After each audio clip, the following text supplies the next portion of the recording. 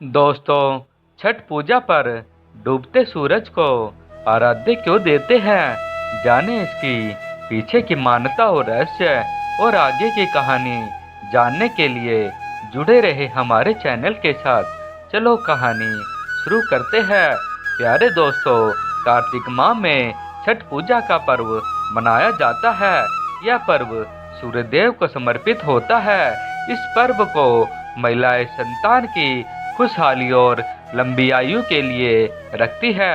हिंदू धर्म में जहाँ सिर उगते हुए सूरज को ही आराध्य देने का विधान है, वहीं छठ पूजा के तीसरे दिन डूबते हुए सूर्य को आराध्य देकर पूजा अर्चना की जाती है। छठ पर्व विशेषकर बिहार, झारखंड और पूर्वी उत्तर प्रदेश में मनाए जाने वाला एक प्रमुख हिंदू त्योहार है। ये 4 दिवसीय व्रत सूर्य और छठ मैया को समर्पित है। इस पर्व का धार्मिक और सांस्कृतिक दोनों ही दृष्टि से बहुत महत्व है। यह पर्व दीपावली के कुछ ही दिन बाद आता है। छठ पूजा का आरंभ कार्तिक माह के शुक्ल पक्ष की चतुर्थी तिथि को नहाय खाए की परंपरा के साथ हो जाता है। यह पर्व 4 दिनों तक चलता है। दूसरे दिन खरना की रस्में पूरी की जाती है। छठ पूजा के तीसरे दिन यानी कार्तिक माह के शुक्ल पक्ष की पश्चिमी तिथि को डूबते हुए सूर्य को आराध्य देकर छठ पूजा की जाती है। छठ पूजा के चौथे दिन सप्तमी तिथि को उगते हुए सूरज को आराध्य देने के साथ ही छठ पर्व का समापन हो जाता है। हिंदू धर्म में हमेशा उगते हुए सूरज को ही जल आराध्य दिया जाता है, लेकिन छठ पूजा के तीसरे दिन डूबते हुए सूर्य को भी आराध्य दिया जाता है। आइए जानते हैं कि छठ पूजा पर डूबते हुए सूर्य को आराध्य क्यों दिया जाता है।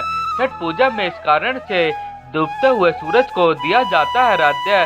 छठ पूजा के तीसरे दिन यानी कार्तिक माह के शुक्ल पक्ष की पश्चिमी तिथि को डूबते हुए सूर्य को आराध्य देकर छठ पूजा की जाती है।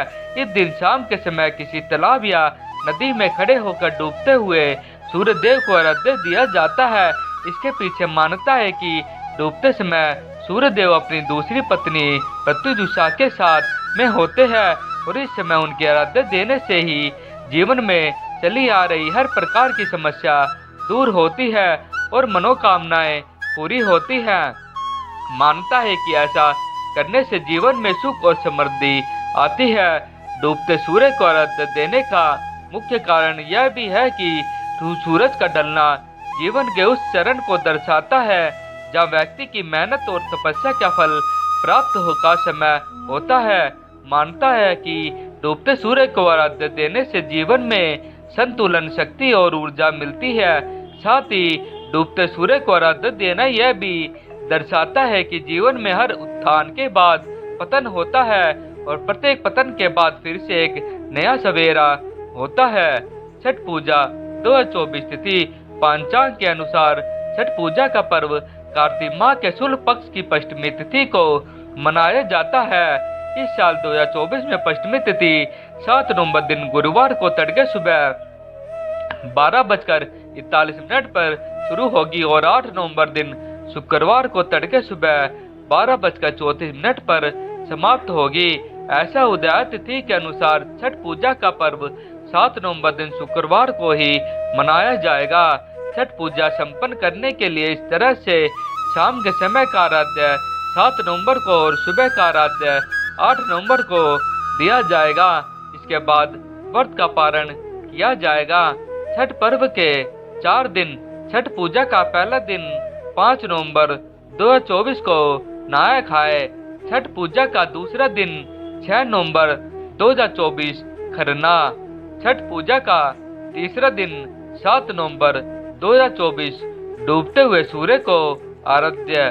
छठा पूजा का चौथा दिन 8 नवंबर 2024 उगते हुए सूर्य को आराध्य देकर व्रत का पारण।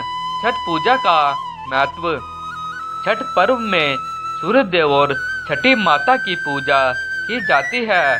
सूर्य को जीवनदाता माना जाता है और छठी माता को संतान की देवी। इस पर्व के माध्यम से लोग इन देवताओं से अपने परिवार की खुशहाली और संतान की लंबी उम्र की कामना करते हैं। छठ पर्व के दौरान पृथ्वी विभिन्न तत्वों जैसे जल, सूर्य, चंद्रमा आदि की पूजा की जाती है। यह प्रकृति के प्रति आभार व्यक्त करने का एक तरीका है और हमें प्रकृति के संरक्षण का महत्व सिखाता है। छठ का व्रत बहुत कठिन होता है। व्रतधारी 36 घंटे तक बिना पानी पिए रहते हैं। साथ ही छठ पर्व सभी वर्गों और समुदायों के लोगों को एक साथ लाता है। इस पर्व के दौरान लोग मिलकर पूजा करते हैं, भोजन करते हैं और एक दूसरे के साथ समय बिताते हैं। इससे सामाजिक एकता और भाईचारा बढ़ता है। आपको यह स्टोरी कैसी लगी कमेंट करके ज़रूर बताएं। दोस्तों, अगर आज की यह जानकारी आपको पसंद आई हो तो इस वीडियो को एक लाइक करके आपके अपने चैनल न्यू हिंदी कहानी टीवी को सब्सक्राइब कर ले। धन्यवाद।